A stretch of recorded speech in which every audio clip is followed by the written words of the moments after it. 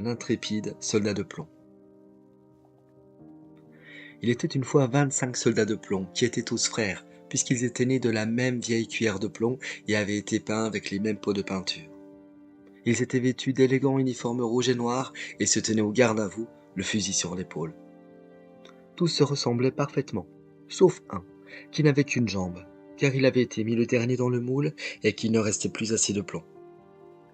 Malgré cela, il se tenait aussi ferme sur une jambe que les autres sur 2 jambes. Ils furent offerts à un petit garçon pour son anniversaire. « Une armée !» s'écria-t-il en sortant un à un ses soldats de la boîte pour les aligner à côté de tous ses autres jouets. L'armée se tenait fièrement face à un superbe château de carton devant lequel des cygnes évoluaient sur une mare faite d'un petit morceau de miroir. Près du château, il y avait une ballerine en papier. Le petit soldat de plomb, sur son unique jambe, pensa que la danseuse était la plus jolie demoiselle qu'il eût jamais vue. Elle portait une robe de mousseline blanche et un châle bleu fixé sur ses épaules par une paillette étincelante. Elle tendait les bras vers lui, comme si elle voulait le rejoindre, et se tenait sur la pointe d'un seul pied, levant l'autre jambe si haut qu'elle était presque entièrement cachée derrière son dos. Pour le soldat de plomb, elle semblait n'avoir qu'une seule jambe, exactement comme lui. « Voilà une femme qui me conviendrait, pensa-t-il. Mais elle est bien trop belle, elle habite un château. Moi, je n'ai qu'une boîte que je partage avec les autres soldats. Elle est si jolie que je voudrais pouvoir la regarder sans cesse. » Le soldat continua à fixer silencieusement la ballerine, et lorsque les autres soldats reprirent leur place dans la boîte pour dormir, il resta dehors pour continuer à la contempler toute la nuit. Le petit garçon se coucha, et la maison devint silencieuse. Alors, au milieu de la nuit, les jouets se mirent à s'amuser tout seuls. Le clown fit le saut périlleux sur la table, les morceaux de craie dessinèrent sur le tableau. Les animaux jouèrent à cache-cache et dansèrent au son de la boîte à musique. Les soldats de plomb s'agitèrent car ils voulaient aussi jouer, mais ils ne pouvaient ouvrir le couvercle de leur boîte. Seuls le soldat et la ballerine ne bougèrent pas. Elle se tenait aussi immobile sur la pointe de son pied que le soldat sur son unique jambe. Il ne la quittait pas des yeux. La pendule sonna 2 heures. Le couvercle d'une boîte rose s'ouvrit et craque. Un personnage étrange et grimaçant en jaillit. C'était un jouet à ressort, un diable en boîte, au crâne chauve. « Soldat de plomb !» hurla-t-il. « Regarde-toi !» Le soldat fit semblant de ne pas l'entendre, mais il devint rouge comme son uniforme. « Pour qui te prends-tu pour oser contempler notre princesse? Pour un prince? Un héros? Attends jusqu'à demain et tu verras !» cria le diable en boîte en disparaissant avec un rire menaçant. Le lendemain, lorsque le petit garçon rangea ses soldats pour la bataille, il posa le soldat à une jambe sur l'appui de la fenêtre comme sentinelle. Mais il y eut un courant d'air, à moins que cela ne vînt du pouvoir magique de ce diable en boîte. Soudain, la fenêtre s'ouvrit et le petit soldat bascula, tomba jusqu'en bas et atterrit la tête la première sur le trottoir. Le garçon descendit le chercher. Hélas, il ne put trouver le soldat de plomb alors qu'il marchait presque dessus, et il dut vite rentrer à la maison car la pluie commençait à tomber. Le soldat de plomb resta sous des grosses gouttes de pluie. Lorsque la pluie cessa, 2 enfants passèrent et remarquèrent le soldat.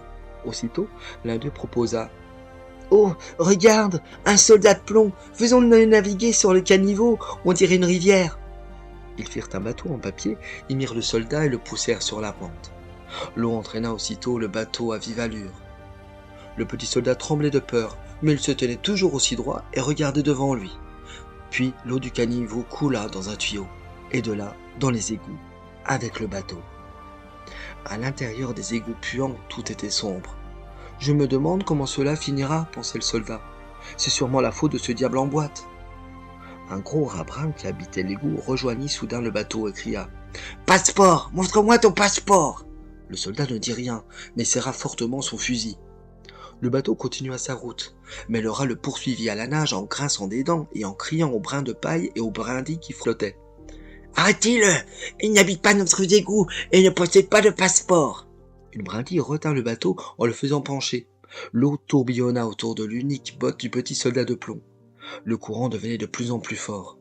Une lumière apparut au bout du tunnel. Le soldat entendit un énorme grondement et l'eau de l'égout déboucha dans un torrent.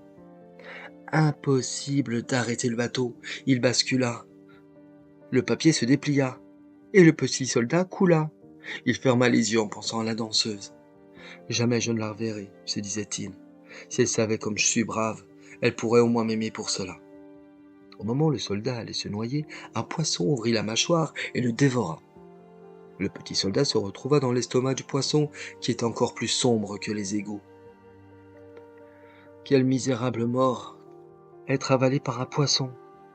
Soudain, le poisson se mit à se débattre dans tous les sens alors qu'il était soulevé hors de l'eau. Enfin, il ne bougea plus. Un peu plus tard, le petit soldat faillit être coupé en deux par un couteau. Quelqu'un cria: « Regarde, ton soldat de plomb! Quel voyage il a dû faire !»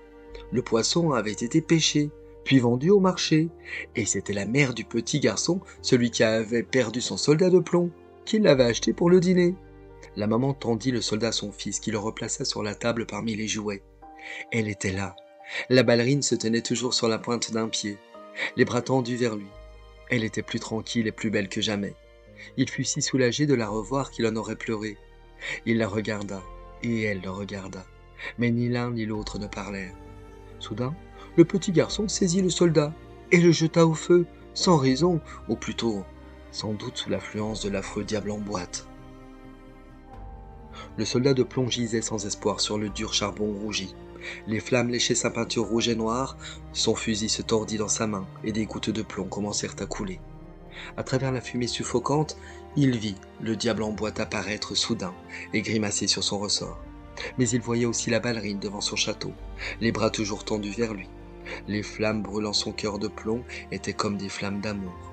Il la regardait et elle le regardait. Alors quelqu'un ouvrit la porte du salon et un brusque courant d'air saisit la petite danseuse. Elle s'envola comme une fée, tout droit dans le feu. En un instant, sa robe de mousseline flamba et ce fut tout. Le lendemain, lorsque le feu fut éteint, la maman du garçon vint enlever les cendres. Elle y trouva un petit cœur de plomb et la paillette en forme d'étoile de la robe de la danseuse. Tous deux s'étaient enfin retrouvés et avaient fondu ensemble dans la chaleur du feu. Je te souhaite une très bonne nuit. Je t'embrasse.